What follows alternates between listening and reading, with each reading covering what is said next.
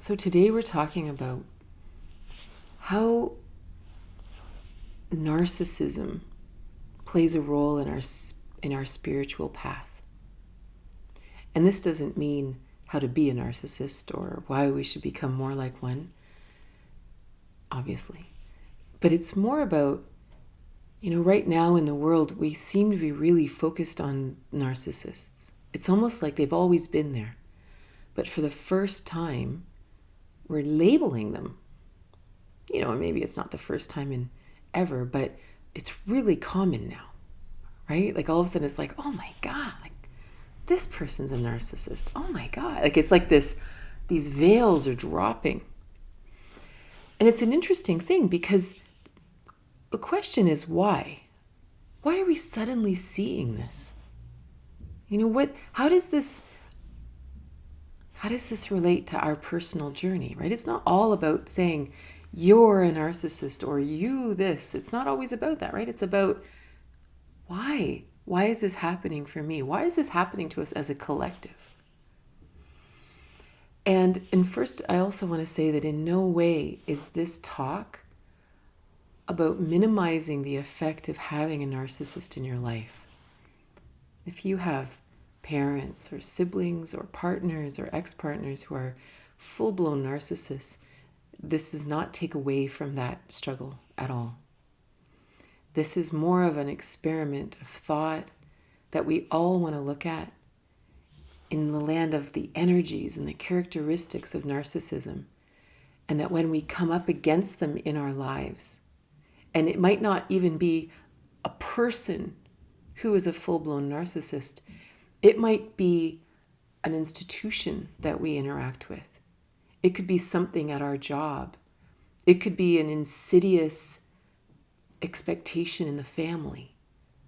It could be people in our lives who, for all intents and purposes, are really lovely, but because of the society we've been living in, which essentially is set up as a narcissistic society, and this is the big point that I really want to make. Because of that, because of our upbringing, because of how we've been treated, there are very innocent people out there who may actually have some of these tendencies, who we love, but it's not that they lack empathy. It's not that they, are sociopaths or something. But they've all just been hit with the same club that we've all been hit with. And so when we come up against that in our lives, it's a very interesting arena for our own spiritual journey. And that's sort of my hypothesis or my premise here for this talk, is that the very characteristics that we are seeing in full-blown narcissism are really important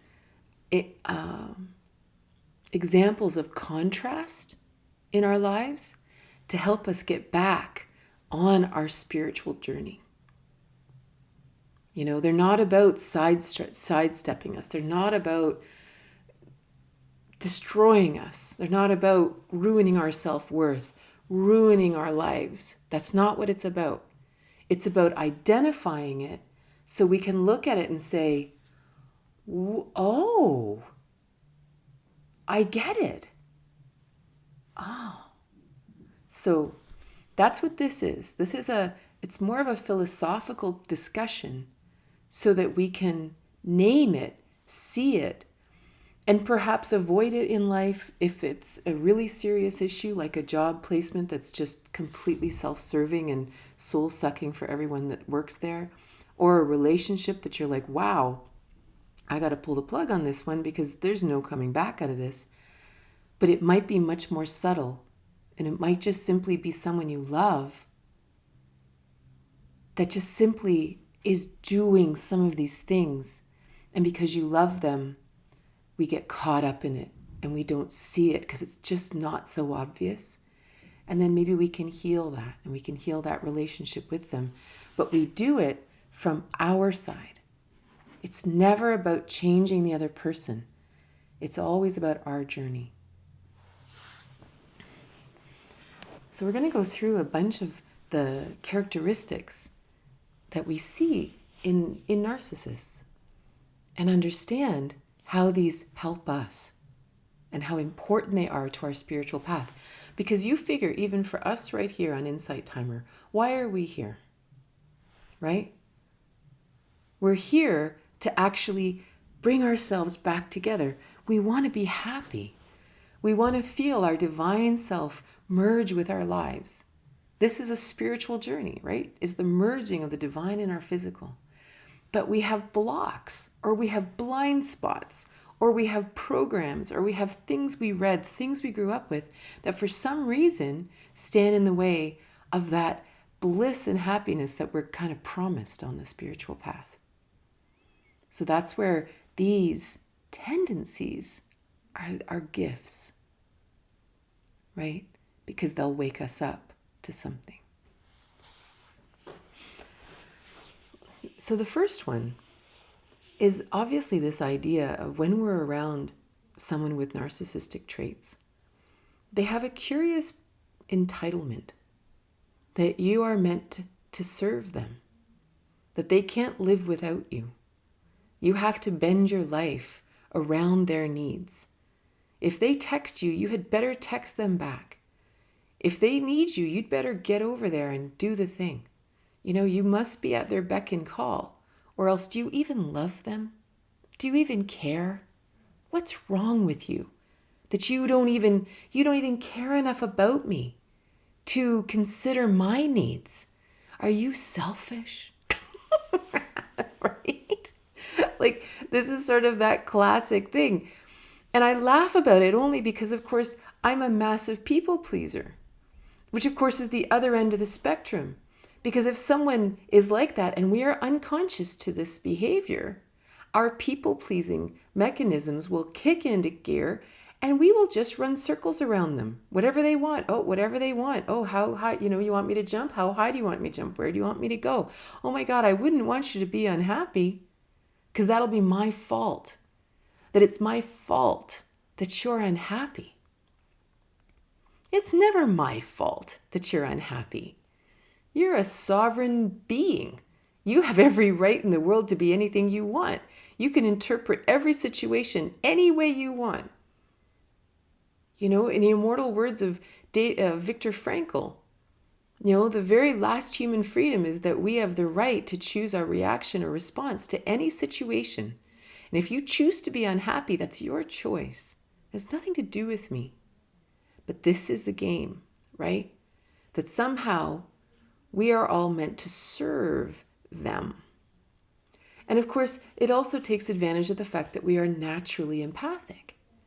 We naturally feel other people's emotions. So if they can turn on the emoting, if they can really throw out some big emotion, we will go to them and try to help and try to fix them and try to heal them. Because they're hurt and they're broken and you don't understand their childhood and you don't understand what their ex said to them and how hard their life has been, right? And so then all of a sudden we're like, you know what? I can help, I can fix you, I can just come to me, right? This is a huge problem. And of course, they never get better because the attention is all they wanted to begin with. As long as they get to be king and as long as everybody's around, it's all good, right? But of course, this makes us ask ourselves a very important existential question. Why are we here? Like, why is every single one of us here? Why are we all unique souls? Why were we each given a different DNA sequence? Why were we each given a different set of gifts and challenges and paths to take? Does it ever have anything to do with circling around another person's path? Why do we have unique paths? What are we doing here? And it's really interesting when we are faced with someone or an institution or a job or a family member or a partner who believes that our entire existence is about serving them. This really it needs some serious attention. We need to back up and just look at our life and say, hold on a minute. Why did I come to Earth? Why am I here? Certainly, it's not about you. Right? So it's just a very important thing that sometimes just throws us back into our own orbit. And we kind of go, right. Oh, that's interesting. So then we have to look at where this pattern shows up in society. Because what's curious about this pattern is it's hard to see sometimes. For some reason, there's some part of us that believes that, no, I think I am here to serve them. I think I am here to, this is me being selfless. This is my karma. This is my dharma. This is what I'm here to do. I'm here to serve others. I'm sure that is what I'm here to do. And don't get me wrong. Being kind to others, being there for your friends, being supportive, all that is human. That's community. That's love. That's kindness. But it's not your sole purpose. Right? Every one of us has a light inside of us. Every one of us has a path. And it is not about serving another soul. But where do we see this in society? Where do we see this in the big picture of what we've been raised within that makes us believe it's true or makes it hide? Right? Well, there's this idea of royalty. Like the very concept of royalty is off the charts, right? That this human has a different bloodline than this person. And that this person is better than you. And so we're going to raise them up for no good reason. And then everyone else serves them. You will make me my food. You will shoe my horses, and you will drive my car, and you will clean up after me because I am the king. I'm not going to do these lowly things, right?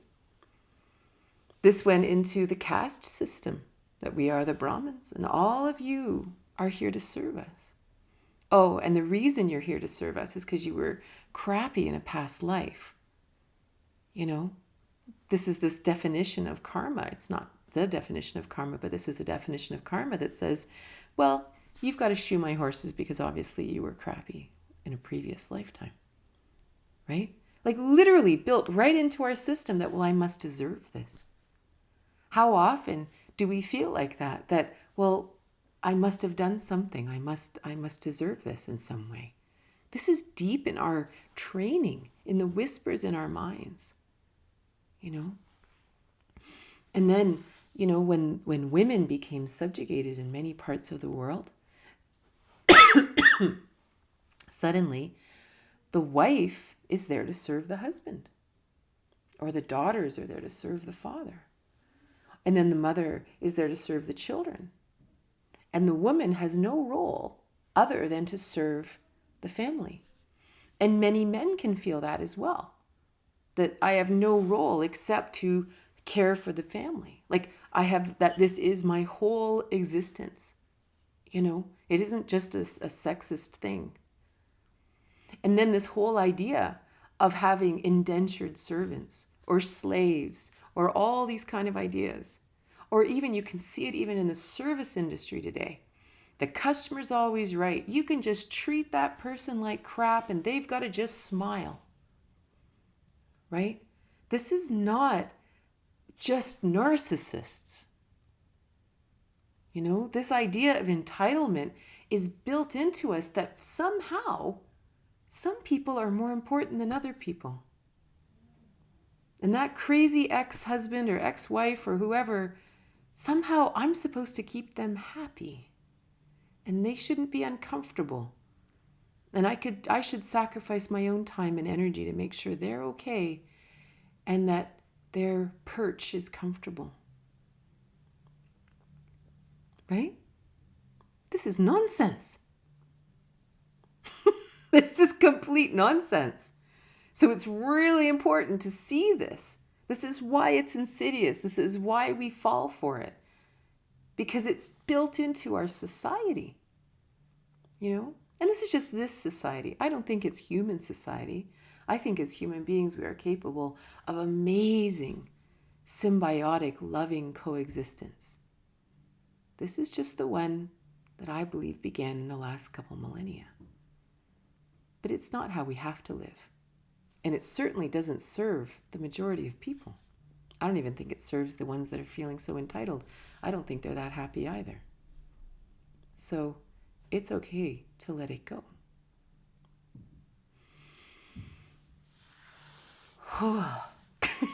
We're all going to need a little salt bath after this.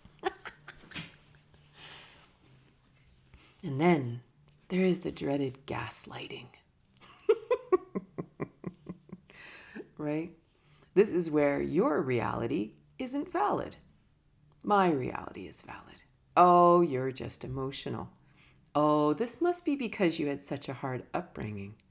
Oh, this must be because you're just tired and you're frustrated from work. Poor little you. Yeah, you just don't understand. You know? And it's like gaslighting. By definition, gaslighting is when someone does something and you call them on it. You're not being a jerk. You're just saying, hey, that's not okay. And then they turn it around, change the topic, and somehow make it about you. And the challenge is, one of the greatest challenges, especially for people who are on a spiritual path, in the spiritual community, is this also exists in the spiritual community. Because, of course, these people exist in the spiritual community. And because the spiritual journey is inside, and we want to get inside, and we want to look inside and say, where are the blocks inside of me? Where are the things that maybe I learned from my family? Where are the adaptations that happened because of my childhood that are getting in the way of my happiness now? Where are those? So this is the spiritual journey. It is an introspective path. So then all of a sudden, somebody does something and they're being a jerk. They're being mean. They're being self-serving, entitled, and sometimes downright cruel. Right? And they do this thing and you say, hey, that's not okay. And now, because they're going to twist this and they're going to gaslight you, they're going to turn it around within the spiritual community and say, oh, are you being triggered? Is this an issue? Is this like because something that happened with your father growing up? Is this something like, oh, I understand. Yeah, I get. And they're going to turn it around and they're going to send you inside your own psyche to try to find some reason why it bothered you that they were mean to you. like, can you imagine? And don't get me wrong, this is like all over the place. This is like, it just drives me crazy. You know, I remember being at a retreat once. It was a Tantra retreat, but it wasn't one I would recommend. And they were doing this exercise and they were calling it masculine and feminine, which again, I probably was at the retreat to find out all the things that weren't masculine and feminine, where the one had to act, the one partner had to hunt the feminine, and they had to go and attack them and devour them and eat them. It was so disturbing. And I thought, well, I'll try it, right? Maybe I'm wrong. And I did it. And of course, I was the one to be devoured first. And afterwards, when they were kind of checking in, they go, how's everyone doing with it? And I said, this is rape culture. This isn't masculine and feminine. And the leaders of the program singled me out and said, is this because you were abused as a child, Katrina? And I was like, and it was so interesting. And this is the interesting thing, because later we're going to talk more about how to strengthen ourselves in the face of this. is to be very clear when someone does that. That my perception of this is not wrong. Just because everybody's got stories. Everybody has stuff. Everybody has times they were hurt, times they were abused, times they were neglected. Everybody has these stories. But that does not mean that we can't have an opinion in this moment. Right? It does not mean that my perception in this moment is necessarily jaded. It might be, but that's my journey to take. It's not your journey to call out. So if someone calls you out like that and says something like that, that's your first sign that, oh, okay, that's what we're dealing with here. So it's a very interesting thing when somebody turns the tables on you and now somehow makes it about you. It's not about you. If you observe patterns in your life that you keep getting triggered, that's an interesting thing, right? If I am going one relationship to another relationship and another relationship, and I'm noticing a pattern, or I keep getting triggered at work, at business, at family gatherings, in my relationship, that's me to observe. But as soon as someone turns that around on you, this is manipulation. But even the whole idea that someone else is allowed to determine what your response to something should be. Right? Someone does something and you don't like it. And you say, that's not okay, what you said there. And then what do? Oh, see, you didn't understand what I meant. Here's what I meant. And here, blah, blah, blah. And what they're basically saying is your reaction to this is incorrect.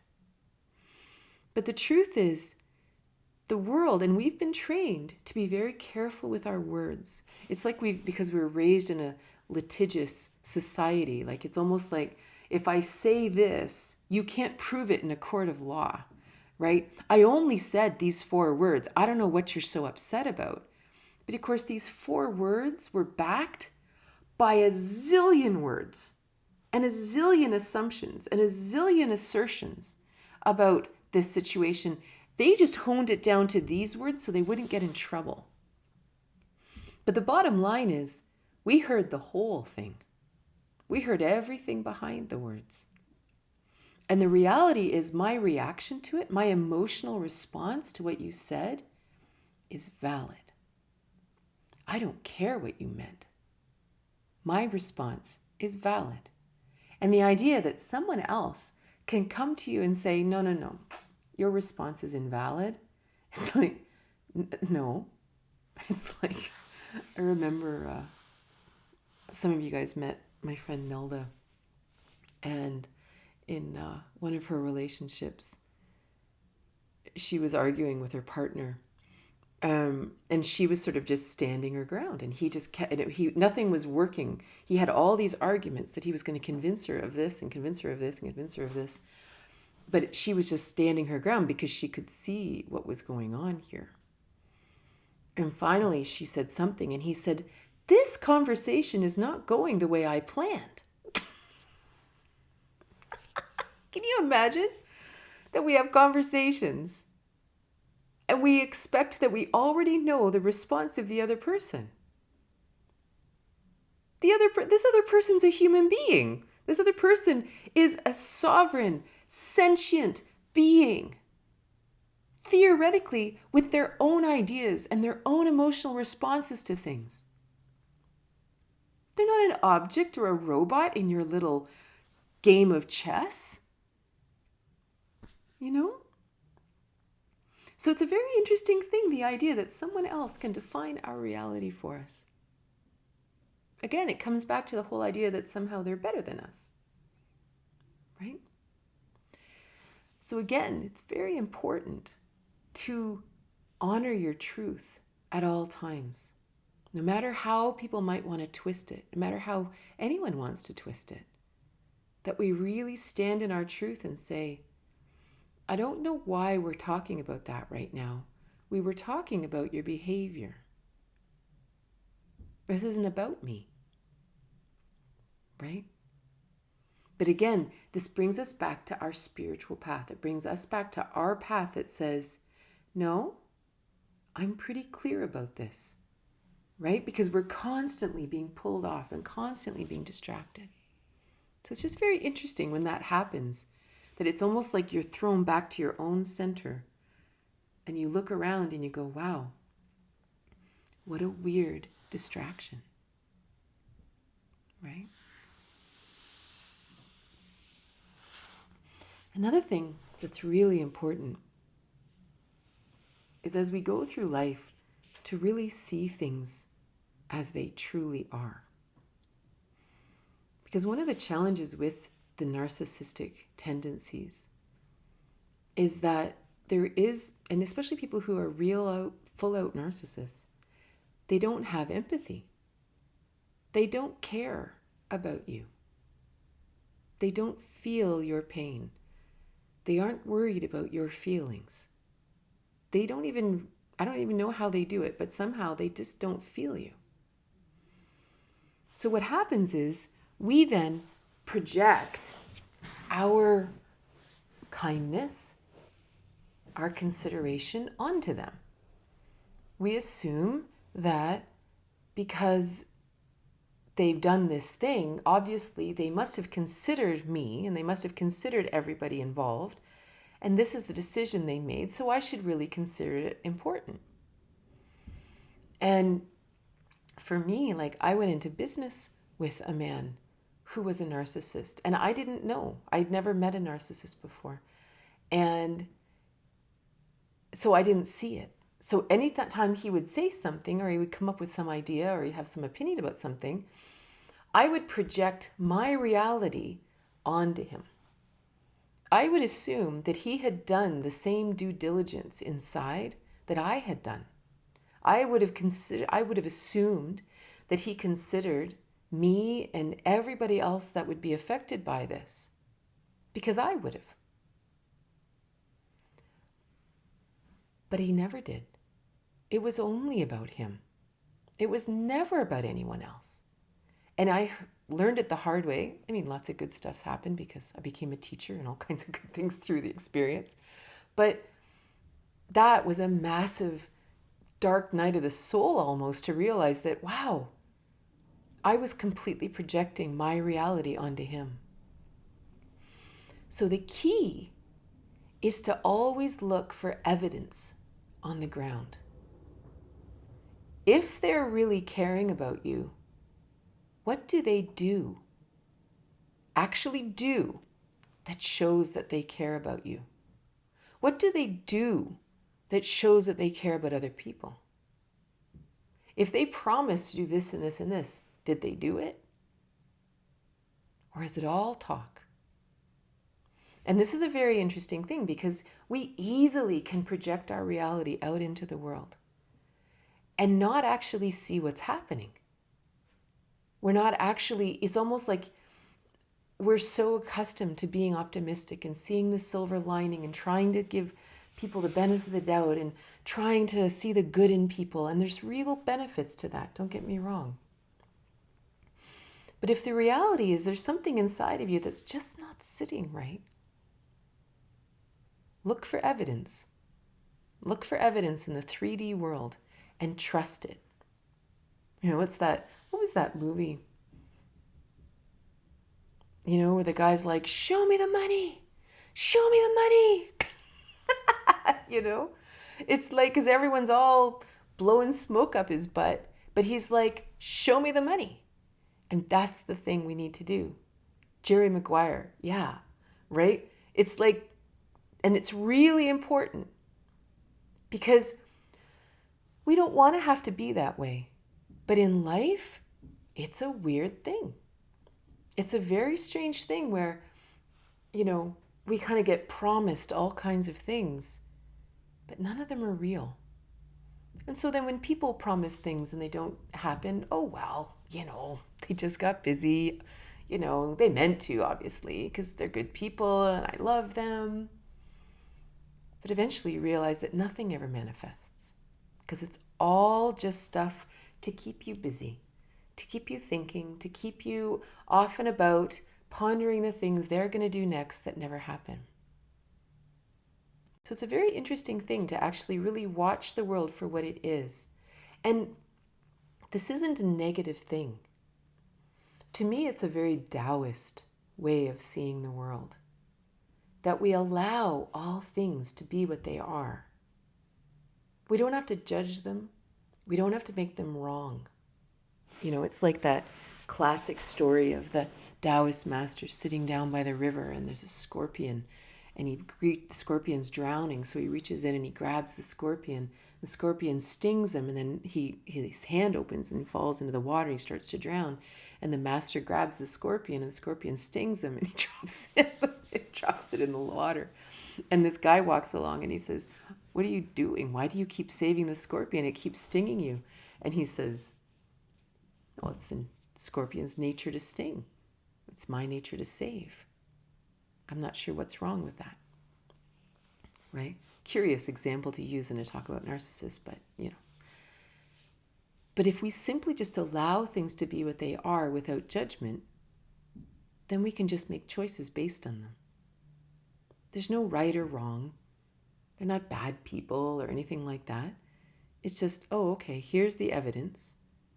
Is this something I want to have as part of my life? Yes or no? Right? And then there's no head games. There's no nonsense. There's no fantasy. There's nothing. We're not swirling in something that's not even real. Our feet are firmly on the ground. This is really important on a spiritual journey. Because again, sometimes we think that a spiritual journey is all up here and it's all about dreams and manifestation. Well, you can't manifest anything if your feet aren't on the ground. We actually have to be connected to the earth. That's the whole thing about being human. And that's a huge deal, to just allow people to be who they are without judgment, but really see the evidence.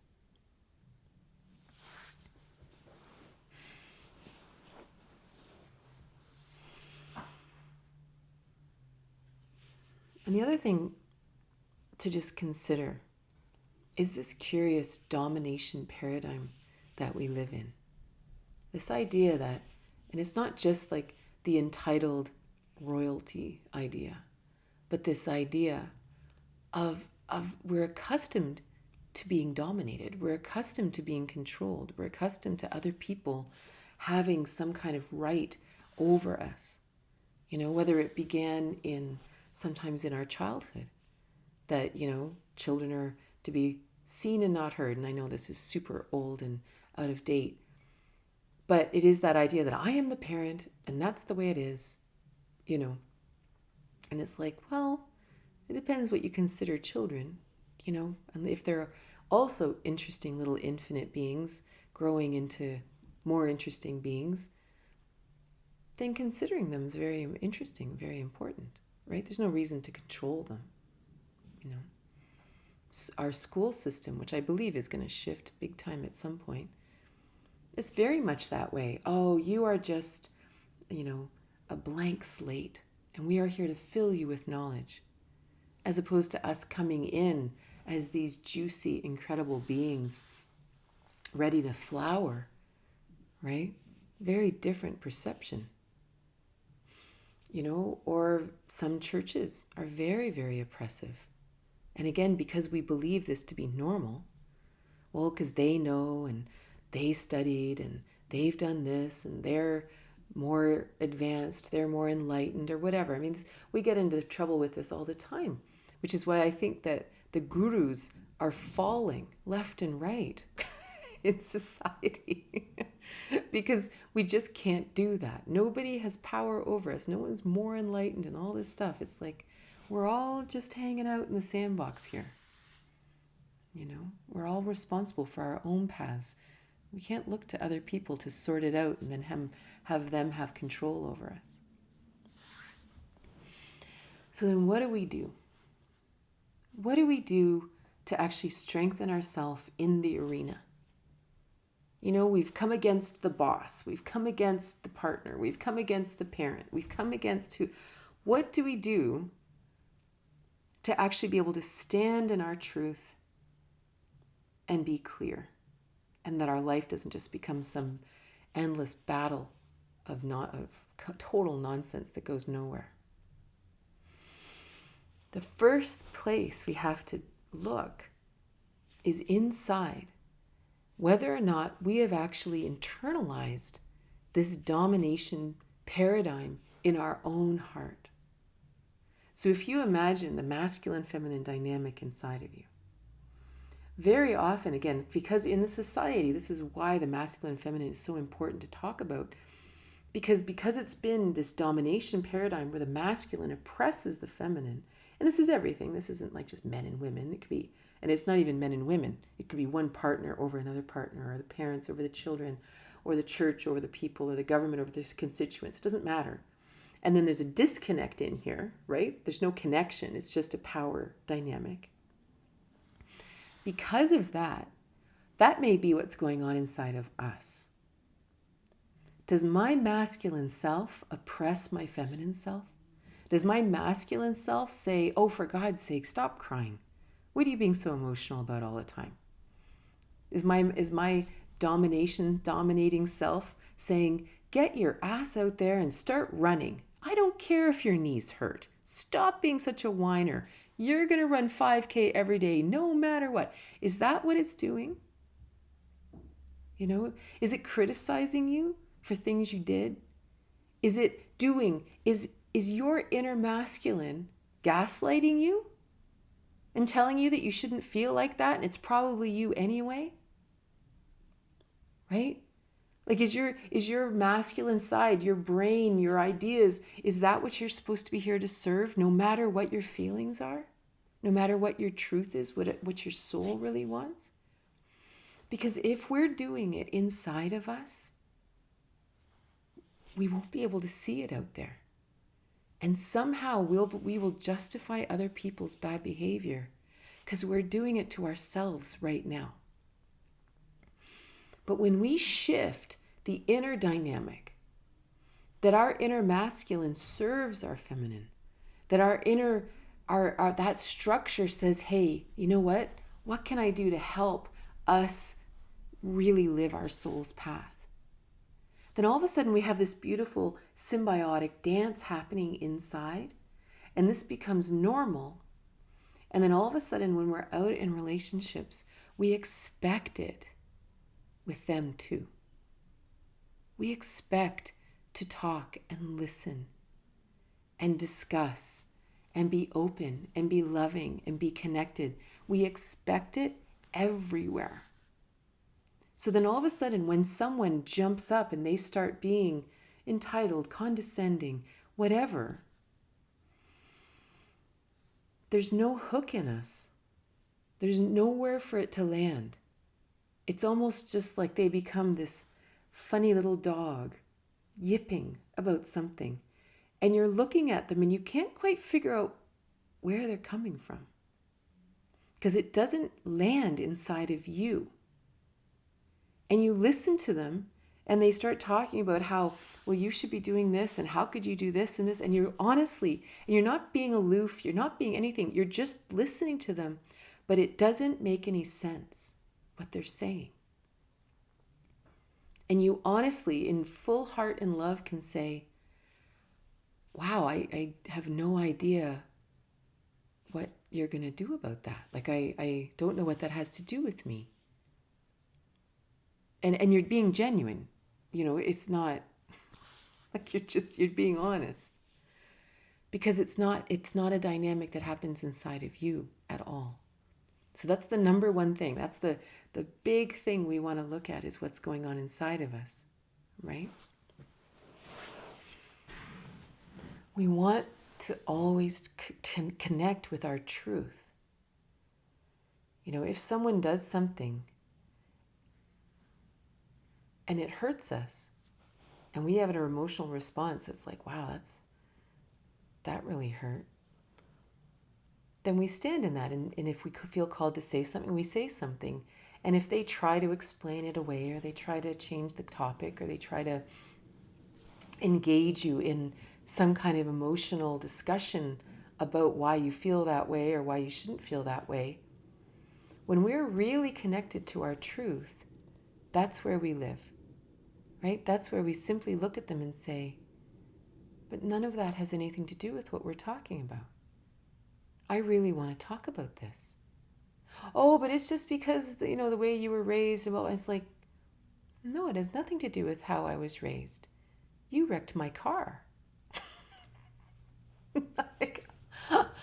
My childhood has nothing to do with the fact that you wrecked my car. Right? But the more we are accustomed to listening to our truth, Gandhi would talk about Satyagraha, standing in my truth. You just stand in it, no matter how because again, you could have people in your life that you love very much, but this is normal behavior. This is how they get out of being in trouble. So they talk around you and they try to make it not about them and they try to da-da-da-da. But maybe they're really great people.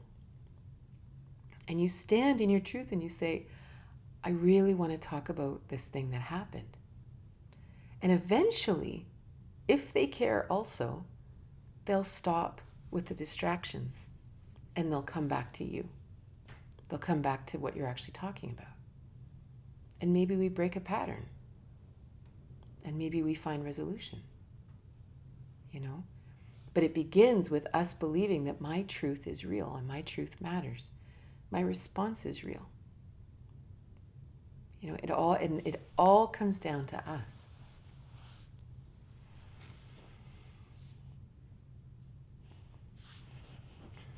The last thing I want to mention is it's so important that we are whole in ourselves. Because very often we can be manipulated by other people, by family, by employers, by institutions that we belong to, because somehow we think we need them. That without them, my life would be horrible. That I can never get a different job, that I'll never have another friend, that I'll never have another lover, that I'll never have whatever, that somehow without this person in my life, I am not complete. And that puts us at a great disadvantage. Because then they do hold all the power. And then they are allowed to do anything they want. And that boss can act however they want. And that institution can tell me what I'm supposed to think and believe and how I'm supposed to act. And they're allowed to treat me badly. And I guess I'll start to pick my battles. This isn't so important. My feelings don't really matter. It's not worth causing trouble. Right? As if we're causing the trouble. But if we're whole, if we actually understand that we are a whole spiritual being, we are a complete entity having an experience here on earth. And maybe there are times that we have more people in our lives and sometimes there's fewer people. Sometimes we may have jobs that we make a lot of money. Maybe we have jobs that we make very little money. Maybe we have jobs sometimes that are very fulfilling and some that aren't. Things change. I'm just me, regardless of my job, regardless of my relationship, regardless of which particular friend circle I'm a part of. I'm just me. And this is a really important place to come to. That as soon as we notice that we are dependent on any of these people, institutions, whatever, we really need to look inside and say, whoa, what's this dependency? Why do I think that I'm not enough without this thing? If you have any questions, I'd love to answer them. What if they are nice sometimes, but manipulative other times? Well, this is exactly it, right? How sometimes these weird tendencies come out. And when we stand in our truth, they just can't do it. And perhaps that pattern then lets go, right? And we can do it in love, but and then it won't work anymore. and it'll just let go.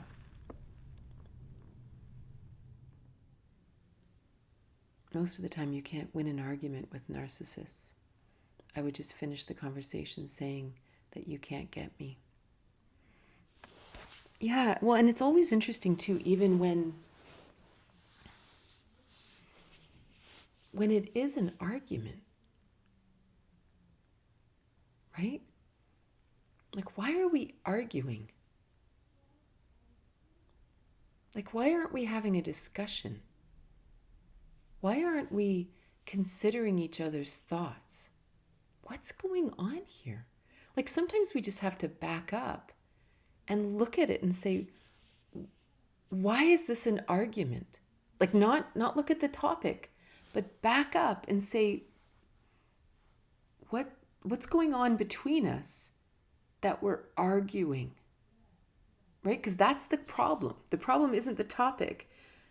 Because if everything was okay between you, then you wouldn't be arguing about it. You would just be having a discussion. Right?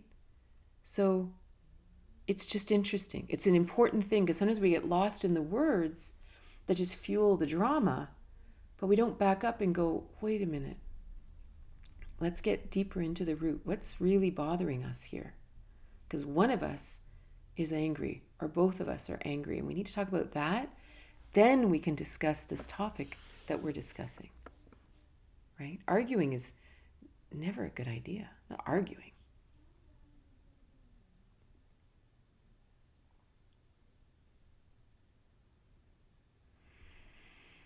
Does a narcissist realize what they are?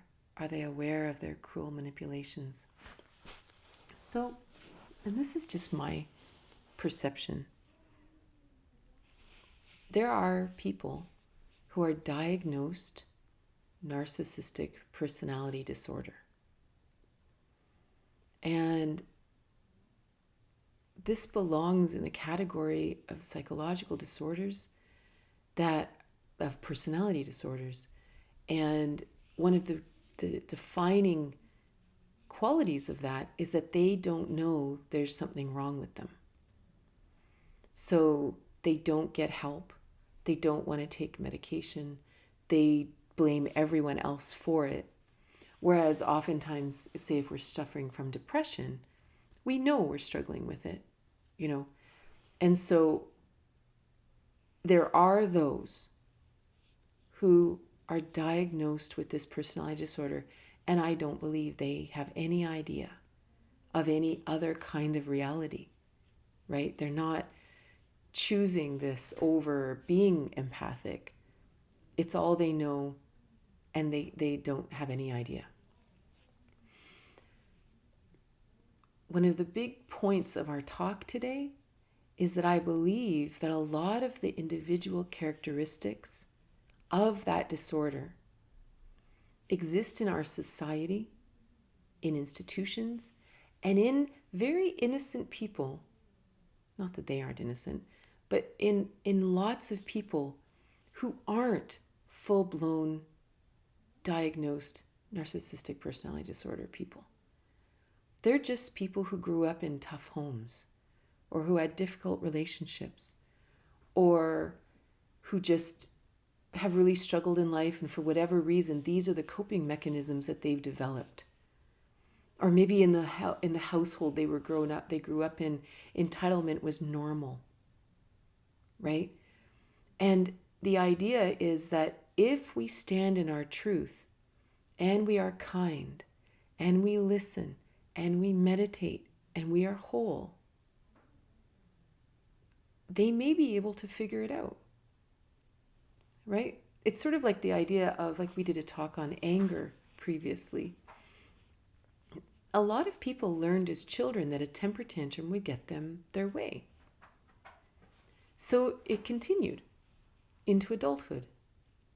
And so when they don't get their way, they freak out and they have a temper tantrum and they scream and yell. And very often it still works. It's enough of an intimidation tactic that it still works for them to get their way for their whole life, and they're that person in an old age home in their 90s screaming and yelling at the nurses because they didn't get their way, and they never changed it, and they still got their way. The greasy wheel gets the most grease, or the squeaky wheel gets the most grease. But it's something that it could have been caught at some point, and it could have been corrected. Maybe. If that person loved someone enough and that other person called them on it, right? And said, no, you can't have a temper tantrum. It wouldn't say it like that. That would be inflammatory, right? But you might have been able to correct it. And my sense is a lot of these narcissistic tendencies that we see in the world might exist to certain degrees in the people we love. But if we can see it, then we can hold our center and find a way through it. You know? I asked once if he actually believed the stories he told. He responded, yes, absolutely. He could have easily passed a lie detector test. That is so true. You know, I didn't even talk about lying today. It's interesting.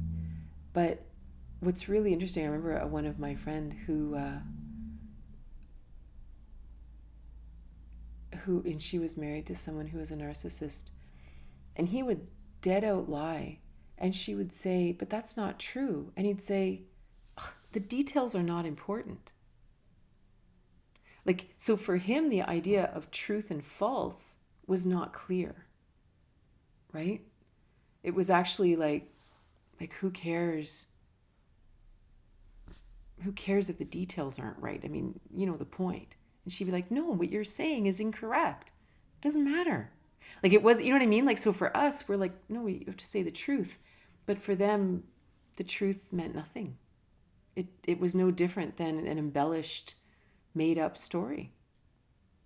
So the lying is very weird, like really weird. Like it's a strange thing that they don't even, it's not even that they don't know that they're lying or that they believe the lies. They don't think there's any difference or any value in telling the truth with all the correct details, right? So there's not even a loadedness about that. So it's very strange, very strange. So thank you so much for being here. I hope you have a wonderful day.